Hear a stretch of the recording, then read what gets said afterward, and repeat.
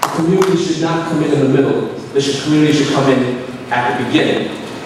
Giving a lot of credit to the Capelli people who are trying, I think, legitimately to keep us involved from the beginning. That's all the people wanted, was to be part of this from the beginning. Not to have to work 3 years and wasted many precious hours.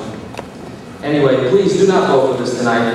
Hold off. You'll be surprised what you might get if the developer really wants this land. Thank you very much.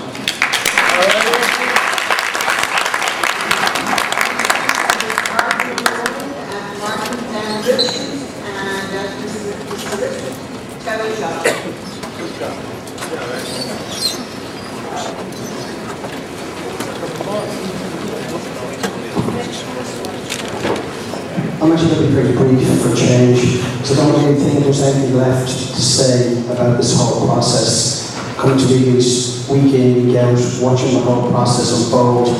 And for all the people in the audience too, who are never part of these meetings, they really don't know what's going on. Shame on you.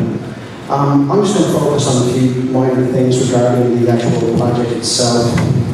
Firstly, the due diligence of the Governor of New York, Pataki, needs to be questioned and challenged in this. State legislators, the Public Authorities Control Board, and more importantly, Alan Hennessy, who one of the conditions of selling the land, which was valued at $237 million to Ratner for $8.7 million, was that Yonkers would end up with a revenue stream of $6.5 million a year on the lease for 75 years. So I'm hoping that that's going to happen. The taxes are not what they actually are made out to be. There hasn't been fair commitment totally from the developer on this. The traffic, which is one of the most contentious issues, has been totally ignored as far as I'm concerned. Whether there's an actual way that we can actually make some progress and get the traffic off the local roads and let Yonkers keep its historical character. What are we going to do? We're going to turn it into Route 17 or Route 4 in New Jersey. And you know what that is, the place I never go to. Thirdly, I'd like to focus on the Ridgefield Development Corporation.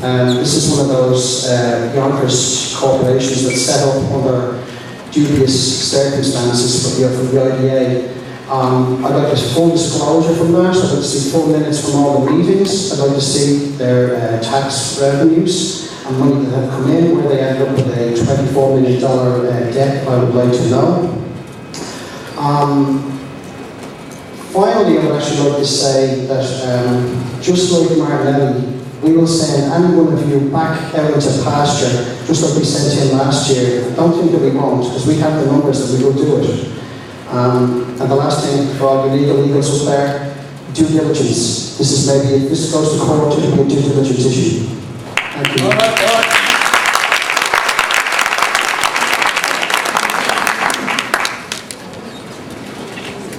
Good evening, members of the council. My name is Dan Richmond. I'm with the law firm of Zarin Steinmetz, who serves as special counsel to the Ridgehill Citizens Committee, which was formed to monitor and protect the town of Greenberg's interests with respect to Ridgehill by the town board in consultation with Rivertown village officials.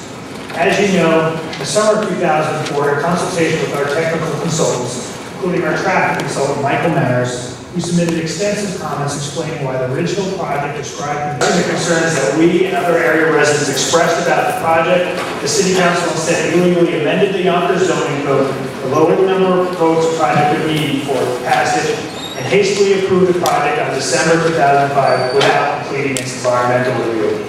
Indeed, as you recall, the city's own secret consultant testified to proceedings challenged the illegal zoning code change. That at the time the findings were adopted in December, this firm had identified 5 to 6 areas that still needed to be resolved by the council, including traffic mitigation.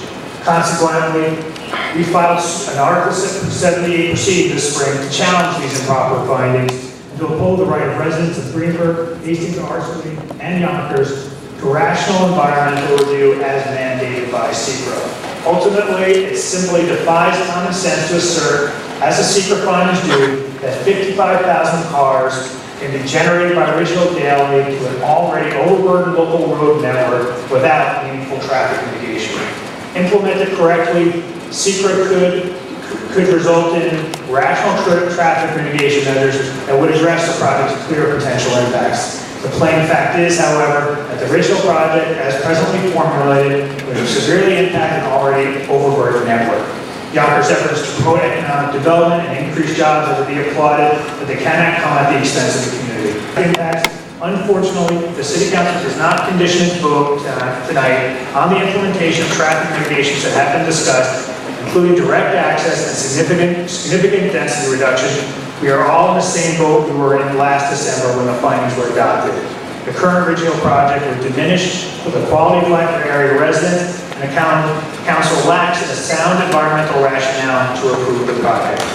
Seeker simply will not allow Yonkers to lead a project. Creating spring road access.